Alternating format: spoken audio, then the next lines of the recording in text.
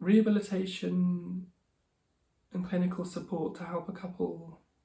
find their way back to each other and stay together following a brain injury. It's early days for this kind of work, and the work that I do and some colleagues around the world, we're kind of finding our feet really to link in ideas around the brain science of love, and also ideas from couples therapy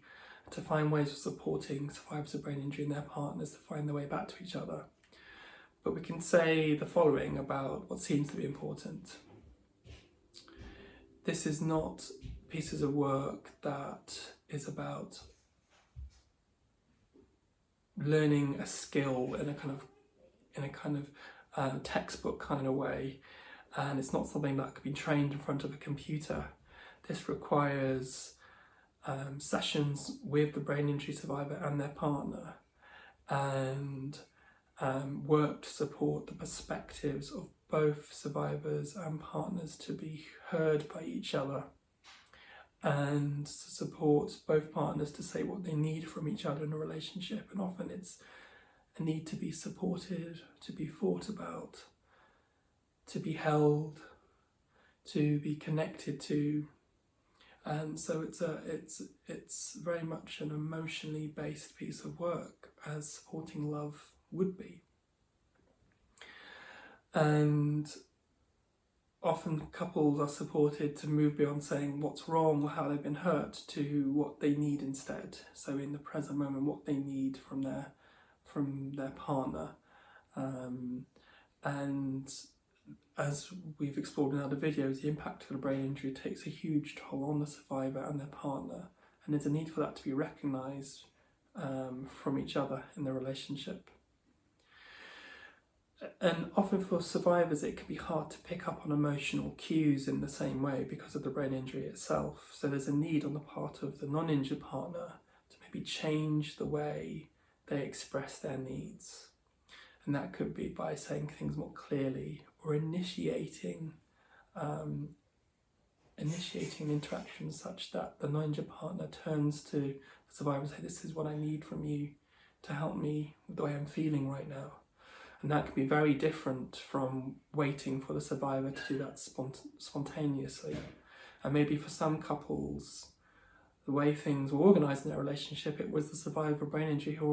always did the initiating and the prompting and the big romantic gestures, or would always initiate making up after an argument. And if that's difficult now because of cognitive difficulties, such as the issues that you'll hear about in Dr. Evans' video, or difficulties with where the survivor is at in terms of post-traumatic stress, anxiety, depression, anger, then the non-injured partner could just be waiting and nothing will happen. When I support couples after brain injury, the first step is often to get the non-injured partner to be clear on what they need from their survivor, and then to support the survivor to make that step over and kind of land where they need to land and be there for their partner in a very clear way. And when that can begin to happen, then a negative cycle can lead to a positive cycle, and both the partner can see that their needs can be met in the relationship, and the survivor can feel validated that they're doing the right thing rather than making mistake after mistake. For the survivors themselves, there might be a big shift from feeling that their value in a couple's relationship was as the contributor, the provider, and then there's a need there to move from being a provider to actually being vulnerable, and maybe discovering for the first time in a relationship that closeness and increased closeness can be found in co-vulnerability, being vulnerable with each other, and rather than being the rescuer, the provider, the source of support, to let your partner in, to be a source of support for you as you're dealing with